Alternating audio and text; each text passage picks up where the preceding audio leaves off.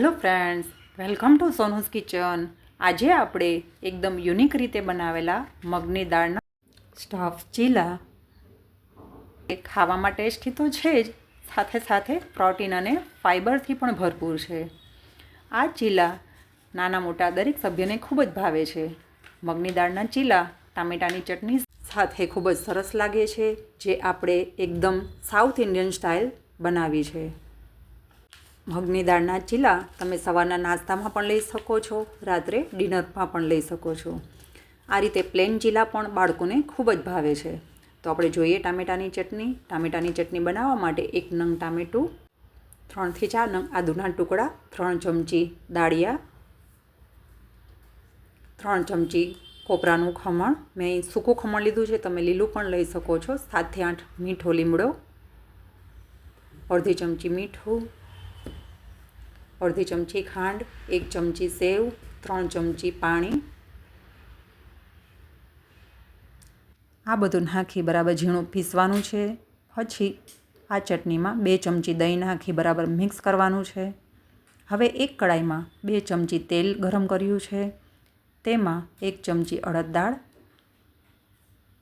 1 ચમચી રાઈ, 8 થી 10 પત્તા મીઠો લીમડો, એનો વઘાર ટામેટાની ચટણી પર કરવાનો છે. તો તૈયાર છે આપણી ટામેટાની ચટણી. હવે ચીલા બનાવવા માટે એક મોટી વાટકી મગ દાળ અને ત્રીજા ભાગના ચોખા મેં 5 થી 6 કલાક પલાળીને રાખ્યા હતા, જેને આપણે મોટી જારમાં બરાબર પીસી લેવાના છે. એમાં 3 લીલા મરચાં, આદુનો ટુકડો, 2 થી 3 ચમચી પાણી, આ બધું નાખી બરાબર મિક્સ કરવાનું છે. બેટર એકદમ ઢોસા જેવું મીડિયમ બનાવવાનું છે, પતલું પણ નહીં અને જાડું પણ નહીં. પછી બેટરમાં 1 ચમચી મીઠું, 1/4 ચમચી હળદર, અડધી ચમચી ધાણા જીરું નાખી બરાબર મિક્સ કરી લો. હવે ઢોસાની લોઢીમાં પાણી નાખીને લોઢીને સાફ કરી લઈશું. ત્યારબાદ 1 ચમચી તેલ નાખીને લોઢીને ગ્રીસ કરી લઈશું. ત્યાર પછી આપણે બનાવેલું બેટર આપણે સ્પ્રેડ કરીશું. બેટરને આપણે એકદમ પતલું સ્પ્રેડ કરવાનું છે. ચીલો આ રીતે થોડો ક્રિસ્પી બને એટલે શાકભાજીમાં કોબીજ, ડુંગળી, ગાજર, કેપ્સિકમ, શાકભાજી પૂરતું મીઠું, લાલ મરચું પાવડર, છપટી ગરમ મસાલો, લીલા ધાણા, 1 ચમચી તેલ,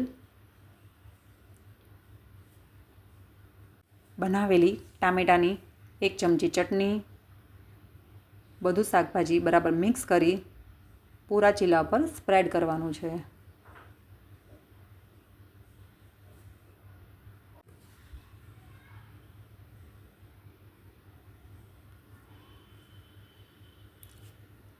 ચીલો એકદમ ક્રિસ્પી બને એટલે આ રીતે ધીરે ધીરે ફોલ્ડ કરતું જવાનું છે.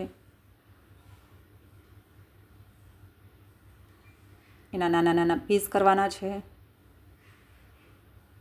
સેમ એ જ રીતે આપણે બીજો ચીલો પણ બનાવી લઈએ.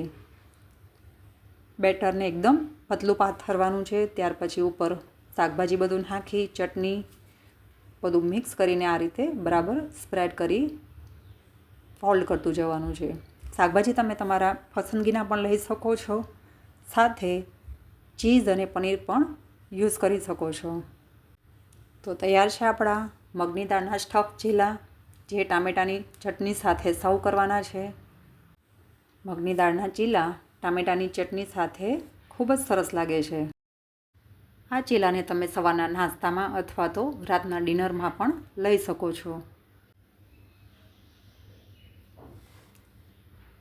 આ ચીલાને તમે ક્રિસ્પી પ્લેન પણ બનાવી શકો છો, જે બાળકોને ખૂબ જ ભાવે છે. તો કેવી લાગી મારી recipe?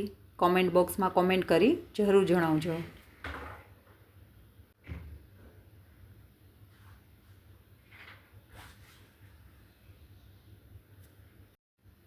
Thank you for watching.